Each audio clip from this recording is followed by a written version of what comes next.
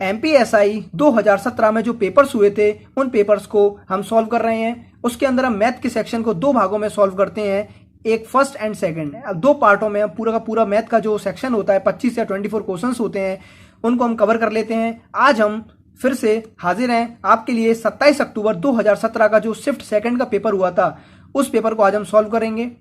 Hello नमस्कार दोस्तों, स्वागत है आपका ड्रीम पाठशाला में। चलिए स्टार्ट करते हैं। फर्स्ट क्वेश्चन देखिए, हम बाइलिंगुअल लेके चलेंगे, हिंदी वाले हिंदी में, इंग्लिश वाले इंग्लिश में पढ़ लीजिए। अब देखिए इस सवाल को कैसे हैंडल करेंगे। सबसे पहले देखना है कि रेट जो दी गई है वह दी गई है 5%। रेट दी गई है तो बोल रहा है 5% की रेट से 3 ईयर में एंड 5% की रेट से 4 ईयर में। 4 ईयर में जो सिंपल इंटरेस्ट जो बनता है, जो ब्याज का अंतर बनता है, बोल रहा है 4 वर्षों में प्राप्त साधारण ब्याजों में अंतर, यानी सिंपल इंटरेस्ट में अंतर कितना था 42।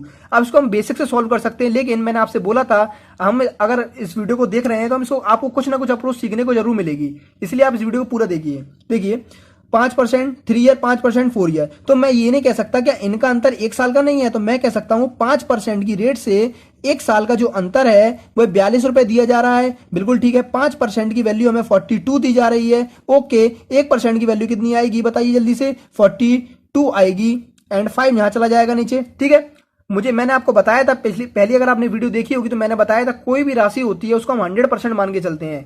भले आपके पास 10 रुपए हैं लेकिन वो आपके पास 100% माने जाएंगे। ठीक है, अगर आपके पास 500 रुपए हैं तो मैं ये कह सकता हूं आपके पास जितनी राशि वो 100% के बराबर होती है। आपके पास 1 रुपए क्यों ना हो, वो 100% के बराबर होगा। तो वही यहाँ पे अगर 1% की वैल्यू इतनी आ गई है, अब मुझे पता है कि मुझे 100% निकालना है। जितना भी रुपए होगा यहाँ पे, 5 लाख हो, 10 लाख हो, 20 लाख हो, 10 हो, 5 हो, मुझे पता नहीं है, कुछ भी हो सकता है। तो मैं 100% की वैल्यू निकालूंगा। कैसे निकालूंगा? 100 का मल्टीप्लाई यहाँ पे कर दूंगा, 100 का मल्टीप्लाई यहाँ पे कर दूंगा, 5 से काटेंगे, 20 से काटेंगे, 20 बार कटेगा, यहां से काटेंगे 0, 2 2 जा 4, 2 4 जा 8, यानी 840 हमारा आंसर आ जाएगा। ठीक है, इसको हम अगर बेसिक से करेंगे तो बहुत बड़ा हो जाएगा, लेकिन हमें इतना लेंथी नहीं बनाना है, शॉर्ट में करके चलना है। ये हमारा आंसर हो गया। सेकंड क्वेश्चन देखते हैं। ए और बी मिलकर किसी काम को 5 दिनों में कर सकते हैं और ए अकेला उस काम को 8 दिनों में कर सकता है, तो बी अकेला उस काम को कितने दिनों में करेगा? A and B together can do a piece of work in 5 days and A alone can do in 8 days, B alone can do the same piece of work in, कितने दिनों में करेगा बताइए। देखिए ए और बी मिलकर किसी काम को 5 दिनों में कर सकते हैं, ए अकेला उसी काम को 8 दिनों में कर सकता है। तो मुझे पता है ऐसे जब ये डेज हैं तो इनकी जो हम एलसीएम ले लेंगे तो हमारे पास कैसे लेंगे? एलसीएम लेंगे। तो यहाँ पे करेंगे 5 8 जा, एलसीएम ले लो, आपको समझ में आ जाएगा। 5 8 जा 48, 5 जा 40। आपको पता चला अगर ए की ताकत जो है वह 5 है, अगर एक की ताकत 5 है और दोनों की ताकत 8 हुआ करती थी, तो मुझे पता चल गया कि इसकी ताकत कितनी है? 3 है बी की ताकत। और बोल रहा है कि बी अकेला उस काम को कितने दिनों में करेगा? बी अकेला काम तो भाई 40 है और बी की एफिशिएंसी 3 है, तो बताइए कितने दिनों में करेगा? ये करेगा इतने भाई 13 3 या 39 140, 40/3 हमारा आंसर आ जाएगा। कौन सा आंसर हो जाएगा? 33 1/3। ये क्वेश्चन नंबर 3 करते हैं। किसी बहुभुज के शीर्ष पर आंतरिक तथा बाह्य कोणों का अंतर 150 डिग्री है, तो बहुभुज की भुजाओं की संख्या ज्ञात करें। The difference between the interior and exterior angle of a vertex of a regular polygon is 150 degree. The number of side of polygon is, तो जो पॉलीगॉन होगा यानी जो बहुभुज होगा उसकी भुजाएं कितनी होंगी ये बताइए। तो आपने कहा कि पहले जो बोल रहा है हमें पता है कि अगर कोई भी बहुभुज है, मैं आपको समझा देता हूं, जैसे कि एक स्क्वायर है, मान लिया है बहुभुज। बहुभुज क्या होता है? बहुभुज वह होता है जिसकी 3 या 3 से अधिक भुजाएं होती हैं, वह पॉलीगन कहलाता है या फिर बहुभुज कहलाता है। तो मुझे पता है कि अगर ये कोई बहुभुज है, मैंने ये वाला बहुभुज मान लिया, अगर इसका एक एक्सटीरियर ले लिया, मैं एक इंटीरियर ले लिया और एक एक्सटीरियर ले लिया, यानी एक आंतरिक कोण ले लिया, एक बाह्य कोण ले लिया, तो इनका सम क्या होगा? मुझे पता है कि एक लाइन पर बना एंगल 180 डिग्री होता है। तो यहाँ पे ये बोल रहा है कि इन दोनों का जो अंतर है, ये एक्स है, ये वाई है, ये अंदर वाला एंगल हो गया, ये बाहर वाला एंगल हो गया। तो मुझसे बोल रहा है इन दोनों का जो अंतर है वह 150 डिग्री है। कितना है? 150 डिग्री। और मुझे पता है, अभी मैं आपको बता के आ जाऊंगी, इन दोनों का सम अगर मैं लूंगा तो आएगा कितना? 180 डिग्री, क्योंकि दोनों का सम कितना होता है? 180 डिग्री। एक लाइन पर बना एंगल 180 डिग्री होता है। काट दीजिए इसे, प्लस माइनस से कट जाएगा, 2x इतना तो आप सॉल्व कर लेंगे। इक्वेशन होती है 8 5 3 3 कर गई, 1 2 1 3 हो गया। यहां से काटेंगे 2 1 जा 2 2 6 जा 12 2 5 जा 10। एक्स की वैल्यू इतनी आ गई, यानी अंतर का कोण, यानी अंदर का कोण 165 आ गया। तो आप बाहर का कोण निकाल सकते हैं। भाई की वैल्यू कैसे निकालोगे? क्योंकि ये क्या होता है? 180 होता है टोटल। ये क्या होता है? 180। जब एक 165 आ चुका है तो दूसरा क्या आएगा बताओ जल्दी से? 70 और एक 80, यानी 15 डिग्री आएगा। तो मुझे पता चल गया बाह्य कोण होता है 15 डिग्री आ गया, बाह्य कोण आ गया 15 डिग्री। तो बोल रहा था नंबर ऑफ द साइड, अब साइड कैसे निकालोगे, इसके लिए एक फॉर्मूला आपको याद रखना पड़ेगा। ये फॉर्मूला मैं लिख देता हूं, इसका होता है नंबर ऑफ साइड और एक एक्सटीरियर एंगल, इन दोनों को गुना 360 के बराबर होता है। ये याद कर लो बस, सारे सवाल इससे सॉल्व हो जाएंगे। ये बहुत फायदा करेगा आपको, मैं कह रहा हूं हर एक छोटे छोटे बहुत आसान करेगा सवाल को, इसको याद कर लीजिए। आपने कहा ये क्या है, नंबर ऑफ साइड, यानी कोई भी जो भुजा होगी, कोई भी पॉलीगन है, चाहे वो स्क्वायर हो चाहे वो रेक्टेंगल हो, कोई भी हो, या उसकी भुजा होगी, तो ये भुजा कहलाएगी। मैं लिख देता हूं भुजा और एक बाह्य कोण, बाह्य कोण आप लिख लीजिएगा, राइटिंग पे ना जाइए। बाह्य कोण कितना हो जाएगा, 360 हो जाएगा। तो मुझे पता चला ये हो गया, ठीक है, ये हो गया। अब number of side exterior angle 360 होता है, तो मुझे पता नंबर ऑफ साइड तो मुझे निकालनी है 15 डिग्री, मुझे एक्सटीरियर एंगल मैंने निकाल लिया है, 360 ये दिया है, यहां से काटो 15 दूनी 30, 15 चौके 60, तो मुझे पता चल गया मेरी नंबर ऑफ साइड कितनी आ गई, 24 आ गई, ठीक है, 24 आ गई। अगर आपको नहीं समझ में आया है तो चिंता मत करिए, ऐसे ही आगे सवाल और भी हैं और सारे सेट में उनमें सॉल्व कर लेंगे। अगर कोई प्रॉब्लम आ रही है तो कमेंट कर दीजिएगा। क्वेश्चन नंबर 4 देखते हैं। इसमें लिखा है एक कार 1 सेकंड में 10 मीटर की दूरी तय करती है, तो कार की गति किलोमीटर प्रति घंटे में बताइए।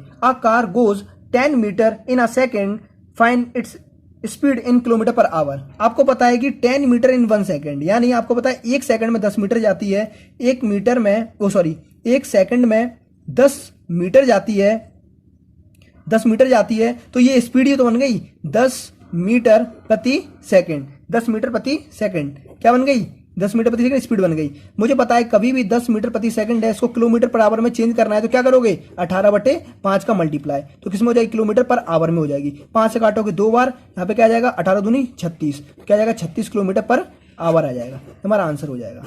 किलोमीटर पर आवर में चेंज करना था आंसर। नंबर 5 देखते हैं, सिंप्लीफिकेशन से है। ये पूरा क्वेश्चन मैंने यहाँ पे उतार दिया है ताकि हम यहाँ पे स्टेप बाय स्टेप सॉल्व कर पाए। देखिए इसको सॉल्व करेंगे पहले, तो क्या आएगा 5 × 5 5 × 9 कितना आ जाएगा 9/5 आ जाएगा। इसको सॉल्व करेंगे 9/5 आ जाएगा, ठीक है। अगर 9/5 आ जाएगा तो 5 का चला जाएगा, ऊपर चला जाएगा, यहाँ पे चला जाएगा, यहाँ पे आ जाएगा 2 + 3 × 5/9, क्योंकि अगर 5 है जो ऊपर जाएगा, ये डिवाइड के ऊपर जाएगा, तो 5 ऊपर 9 नीचे, ठीक है। अब स्टेप बाय स्टेप सॉल्व करिए। यहाँ से करो कितना आएगा 3, यहाँ पे कितना बचेगा 3 × 2 = 6, 6 × 5 = 11, यहाँ पे क्या बचेगा 11। इसको सॉल्व किया हमने और इन दोनों को सॉल्व किया, क्या बचा यहाँ पे 3 × 2 = 6 × 5 = 11, यहाँ पे क्या बचा हमारा 3 × 2 = 6 × 5 = 11, 11/3 बचा, यहाँ पे क्या बचा 11/3 बचा। आपका अब ये हो गया, अब ये 3 का चला जाएगा, ऊपर चला जाएगा यहाँ पे, तो यहाँ पे लेंगे 1 + 2 × 3 ऊपर चला जाएगा, 3 ऊपर चला जाएगा, 11 नीचे रह जाएगा, ठीक है। यहाँ पे कितना बन जाएगा 3 × 2 = 6, 1 + 6/11 11 हो जाएगा। अब इसको सॉल्व करेंगे, 11 × 11 = 6 17, 11 × 11 = 6 17, 17/11, 17 हमारा क्या आ गया 11 आ गया। यहाँ तक हम आ चुके थे 17/11, यहाँ तक आ चुके थे। हमारे पास बचा क्या है 1 + 1, ये हमने सॉल्व कर लिया, ये देखो ये हमने सॉल्व कर लिया यहाँ तक। इसकी वैल्यू कितनी है 17/11 है, तो 11 कहाँ चला जाएगा, ऊपर चला जाएगा। इसको सॉल्व करेंगे 17 × 17, 17 × 17 + 11/17 एंड 7 × 1 8, 1 का 2, 17 का 17, यहाँ पे काटेंगे 17 1 × 17 17 बन जाए 17, कितना बचेगा 8 और 3 11 बचेगा, 8 और 3 11। इसको स्टेप बाय स्टेप सॉल्व करना है, आप खुद करोगे हो जाएगा, इसमें समझाने है कोई नहीं है, तो आपके तरीका कि आप किस तरीके से इसको सॉल्व करते हो। तो इसका आंसर क्या हो जाएगा 1 11/17 इसका आंसर हो जाएगा। ये स्टेप बाय स्टेप होता है, इसमें गलतियां हो सकती है, लेकिन आप इसको प्रॉपर तरीके से सॉल्व करना पड़ेगा। इसी तरीके का क्वेश्चन नंबर 6 है जो कि सिंप्लीफिकेशन से है, इसको भी स्टेप बाय स्टेप सॉल्व करेंगे, लेकिन ये मैं आपको तरीके से छोटा है तो मैं आपको तरीके से बता देता हूँ। यहाँ पे बन जाएगा 1 + k 2y + 1 + k 3y + k 1 + k 4y 5। इसकी भी कहानी वही रहेगी, डिवाइड जब होता है तो कोई चीज उलट जाती है, यानी उल्टी हो जाती है। यहाँ पे करेंगे 5 × 5 5 × 4 9/5, इसकी भी कहानी कितनी हो जाएगी 9/5, ठीक है। अब मैंने इतने पोर्शन को उठा लिया, इतने पोर्शन मैं आपको सॉल्व करके बताऊँ, थोड़ा टाइम लगेगा, आपको टाइम वेस्ट करना पड़ेगा, थोड़ा सा टाइम है ना यूजफुली करना पड़ेगा, थोड़ा ठहरना पड़ेगा। तो आपको होता है 3 कितना हो गया 9/5 हो गया, तो 9 तो यहाँ पे रह जाएगा, 5 ऊपर चला जाएगा, ठीक है। 9 यहाँ पे था तो 5 ऊपर चला गया, ये आ गया। इसको सॉल्व करेंगे 3 × 3, ठीक है। यहाँ पे करेंगे 3 × 3 5 8, कितना हो जाएगा 8/3 हो जाएगा। मैंने इसको सॉल्व किया, कितना आ गया मेरा 1 + k 2 8/3 आ गया, और 3 है 3 को मैंने ऊपर पहुंचा लिया, 3 को मैंने ऊपर पहुंचा लिया, क्योंकि 8/3 था, 3 को ऊपर पहुंचा लिया। 2 4 = 8, यहाँ से काटेंगे 4 1 = 4 4 3 7, 7/4 हमारा आंसर हो गया। ऐसे सवालों को सॉल्व करने के लिए आपको सीक्वेंस बनाना पड़ेगा, एक एक करके लेते चलो सॉल्व हो जाएगा, ठीक है। इसमें क्वेश्चन नंबर 7 देखते हैं। इसमें लिखा है किसी विद्यालय में सभी कर्मचारियों की औसत आय 10,000 रुपये है, 20 अध्यापकों की औसत आय 12,000 रुपये है तथा अन्य जो अध्यापक नहीं है उनकी औसत आय 5,000 रुपये है। तो उन कर्मचारियों की संख्या ज्ञात करें जो अध्यापक नहीं। तो इस सवाल को हम देखो बेसिक से भी कर सकते हैं, बड़ा हो जाएगा, लेकिन इसको मैं एलिगेशन से बताऊंगा। देखो कैसे करते हैं। आपने जो 20 पढ़ाते थे वो पढ़ाते हैं टीचर हैं जो लोग, और जो नहीं पढ़ाते हैं वो मुझे संख्या निकालना है। ठीक है, सिंपल सा। मुझे पता है 10K के क्या है 1000, तो मैंने के 0 नहीं लगाया ताकि बड़ा हो जाएगा, मैंने सिंपल लिख दिया 10K। और जो पढ़ाते हैं नहीं, ओवरऑल क्या है 10K लिखा है कि average of all staff of school 10K। तो आपने जो पढ़ाते हैं उनकी 12K, 12,000। Average of all staff of school in 10K and 20 in 12K। ठीक है, इसकी 10K ओवरऑल है 10K, इनकी है 12K। ठीक है, अब ये कितनी है जो नॉन टीचिंग है उनकी है 5K। उनकी कितनी है 5K। देखो 5K क्या है, मैंने 1000 मान लिया कि 0 बढ़ाना हो जाए, इसलिए 5K 12K 10K। 12K थी जो पढ़ाते थे। ठीक है, ये हो गया। यहाँ पे करेंगे 10 में से 5 गए तो 5K हो गया, यहाँ पे जाएंगे तो 2K हो जाएगा। K से K रेशियो में कट जाएगा, 5:2 आ जाएगा। आपको पता है 5 की वैल्यू कितने टीचर पढ़ाते हैं 20। 1 यूनिट की वैल्यू कितनी आ गई, 1 यूनिट की वैल्यू भाई 4 आ गई। तो 2 यूनिट की वैल्यू कितनी आएगी, 2 यूनिट की वैल्यू कितनी आएगी 8 आएगी। तो हमारे पास स्टाफ कितना हुआ करता था, स्टाफ हमारे पास ऐसे भी कर सकते थे, 5 की वैल्यू अगर 4 है, 2 की वैल्यू कितनी हो जाएगी 8 हो जाएगी। हमारे पास 8 आंसर हो जाएगा, 8 हम इसको आंसर लगा देंगे। ठीक है, इसको एलिगेशन से कर सकते हैं। ओवरऑल एंड टीचिंग, ये पढ़ाने वाले ये ना पढ़ाने वाले उनका अनुपात आ गया, इतनी वैल्यू दी गई है तो इसकी इतनी वैल्यू हो जाएगी। हम क्वेश्चन नंबर 8 देखते हैं। 45,000 रुपए एक भूखंड बेचने पर एक व्यक्ति को 10% की हानि उठानी पड़ती है, तो 15% का लाभ कमाने के लिए भूखंड को कितने रुपए में बेचा जाए। By selling a plot of land ₹45,000 a person loses 10%, at what price should he sell to gain 15%।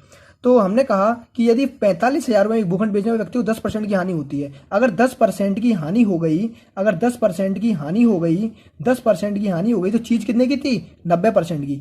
90% की चीज थी जो 10% हानि पर बेची, यानी 45,000 रुपए की जो चीज बेची 90% की वैल्यू है वो, ये आ गया। तो मुझे पता है 1% की वैल्यू बताइए पहले। आदमी 45,000 आ जाएगा, 90 नीचे आ जाएगा। ठीक है, 1% की मैंने आपको बताया था हमें निकालना पड़ेगा 15% का लाभ कमाना है। तो लाभ कमाने के लिए पहले हमें सीपी चाहिए होगा, खरीदे कितने की थी तब तो लाभ कमा पाएंगे। तो पहले सीपी निकालेंगे, तो हम क्या करोगे 100 का मल्टीप्लाई कर दो। क्यों कर दो, क्योंकि पैसा तो 100% ही होता है ना। तो वही मैंने आपको बताया पैसा कितना है 100%, यानी सीपी हमेशा 100% होती है। तो यहाँ पे काटेंगे, इसको काट दो। और आपको बोल रहा है यहीं पे लिख लेते हैं कि 15% का जब सीपी निकल गई है और सीपी पर 15% का अगर आप लाभ कमाओगे, 15% का अगर लाभ कमाओगे, इसका फ्रैक्शन आपको पता होगा। तो तब 5 3 15 यानी 20। फ्रैक्शन निकालना 100 कर लो, डिवाइड दे दो, डिवीजन काट दो, 3/20 आ जाएगा। इसको अगर 15% में बेचोगे तो 20 पर 3 लाभ हो रहा है, तो कितना 23 का। यानी ओवरऑल मैंने यहीं पे निकाल दिया 15% का लाभ भी यहीं पर डायरेक्ट निकाल दिया मैंने। पहले 100% की वैल्यू निकाली, फिर 15% का लाभ निकाला। इस बात को ध्यान रखना, मैंने यहीं पे कर दिया कि बड़ा ना हो। ठीक है, इसको सॉल्व करेंगे। देखो यहाँ से काट दो, कितने 20 पंजे 100 कर देंगे, यहाँ से काटेंगे ये कट जाएगा। 9 5 जा 45, कितना आ गया हमारे पास आ गया 500 × 5 × 23 आ गया। यहाँ पे काटेंगे 5 5 25, 2500 आ गया। यहाँ पे करेंगे 30 की, और 30 करेंगे तो 23 0 की 0 0 23 पंजे 115, 23 पंजे 115 की 5 करें 11, 30 दूनी 40, 10 55 1 दे 4 46 56 57 हमारे पास आंसर हो जाएगा। तो ये कितना 15% के लाभ पर कितने बेचे, 15% के लाभ पर लिख देता हूँ, लाभ यानी प्रॉफिट। जब बेचेगा 15% के लाभ पर तब हमारी इतने भी बेचेगी 15% लाभ पर 57500। अगर आप यहाँ तक आ गए हैं, आपको वीडियो पसंद आ रहा है तो वीडियो को जरूर लाइक करें, सब्सक्राइब करें और वीडियो को शेयर जरूर कर दें। क्वेश्चन नंबर 9 देखते हैं। दो संख्याओं का योग तथा गुणनफल 12 × 35 है, तो उनके वैध क्रमांक का योग क्या होगा। The sum and product of two number are 12 and 35 particularly the sum of the reciprocal. बोल रहा है कि अगर कोई द सम ऑफ यानी योग जो है वह 12 है और उनका जो मल्टीप्लीकेशन है वह 35 है। वह क्या है 35 है। आपको दिखना चाहिए, बेसिक से करने की जरूरत नहीं है। आपको ये दिख रहा होगा साफ साफ कि अगर मैं 7 रख दूं, 5 रख दूं और 7 रख दूं इंटू 5 रख दूं, 7 पंजे 35 7 पंजे 12। अब वहां पे दिखेगा नहीं, लेकिन जब दिख रहा है तो हमें इस तरीके से करना है। जब हम बेसिक पढ़ेंगे, पूरा चैप्टर पढ़ेंगे, तो हम इसका बेसिक जानेंगे कैसे सॉल्व करते हैं। डायरेक्ट दिख जाएगा, इतना टफ नहीं बनाएगा पेपर, हल्का ही पेपर बनाता है तो आपको समझ में आ जाएगा। 7 पंजे 35। तो इनका रेसिप्रोकल क्या होगा आपको पता है, एक्स की वैल्यू तो यार 7 आ गई, वाई की वैल्यू यार 5 आ गई, रेसिप्रोकल करेंगे तो 1/7 आ गया, फिर करेंगे तो 1/5 आ गया। अब बोला इनका सम, इनका सम यानी इनका सम कितना आएगा 1/7 प्लस के 1/5 करोगे तो 5 का यहाँ पर जाएगा, 7 जाएगा तो कहने 12/35 इसका आंसर हो जाएगा। ठीक है, वैल्यू निकाल लोगे 7, 5, 1/7, 1/5 डाइट कर दोगे, आंसर आ जाएगा 12/35। पेन चलाने की भी जरूरत नहीं थी इसके आगे। क्वेश्चन नंबर 10 जो कि रेशियो से है, देखते हैं। 3 संख्याओं का योग 98 है। ओके, यदि पहली और दूसरी संख्या इतने के अनुपात में है और दूसरी और तीसरी संख्या इतने अनुपात में है, यानी आपने कहा दूसरी और दूसरी दो बार आ रहा है। ठीक है, इंग्लिश वाले इंग्लिश में देख लीजिए। The sum of 3 number is 98 if the ratio of the first to the second इतना, पहले और दूसरे का इतना है, दूसरे और तीसरे का इतना है। तो आप इसको ऐसे कर सकते हैं, फर्स्ट लिखा आपने, सेकंड लिखा, यहाँ पे थर्ड लिखा, तो मुझे पता है 2:3, 5:8 ये कर सकते हैं, बिल्कुल कर सकते हैं, क्योंकि 2 बार आया तो मैंने 2 से 3, 5 से 8 कर लिया, 2 के नीचे 2, मैंने जो सेकंड वैल्यू थी उसके 3 अनुपात दिया था, एक बार 5 दिया था। अब इसको बराबर कैसे बनाएंगे, इस तरीके से तरीका होता है बराबर बनाने का, इसलिए इसको इस तरीके से लिखते हैं। जब हम बेसिक पढ़ेंगे तब करेंगे, तो हमें शॉर्ट तरीके से करना है, इसलिए हम जल्दी कर ले रहे हैं। 5 2 10, 5 3 15, 8 3 24 ये आ गया। अब बोला कि इनकी इन तीनों का योग, द सम ऑफ 3 नंबर, तो 5 4 9, 9 का 9 लिख दिया, 2 3 4 4 लिख दिया। इसकी वैल्यू कितनी दी जा रही है 98 दी जा रही है। यहाँ से सॉल्व करेंगे, एक की वैल्यू 2 आ जाएगी, एक की वैल्यू कितनी आएगी 2 आ जाएगी। द सेकंड नंबर कितना आएगा 2 कर दो, कितना आ जाएगा 30 आंसर आएगा। 2 का मल्टीप्लाई कर दिया, हमारा 30 आंसर आ गया। ठीक है, सिंपल से क्वेश्चन है, आप कर लोगे। इसमें लिख रहा है कि यदि ए किसी काम को 15 दिनों में कर सकता है, बी उसी काम को 20 दिनों में कर सकता है, ओके कर सकता है, तो 60 कर देते हैं, 15 चौके 60, 20 तिये 60। ये होता है वर्क जो कि एलसीएम लेके आता है, ये होती है एफिशिएंसी, ये होता है डेज। मैंने आपको, अगर आपको नहीं पता तो आप मेरी पहली वीडियोस देखिए, आप शुरू से ये सीरीज देखिए जो एमपीएसआई की चल रही है, इसको पूरी सीरीज आपको सब कुछ समझ में आएगा कि मैंने क्या क्या बताते चल रहा हूँ। ये तो जल्दी जल्दी कर रहे हैं इसलिए मैं इतना फास्ट बता रहा हूँ।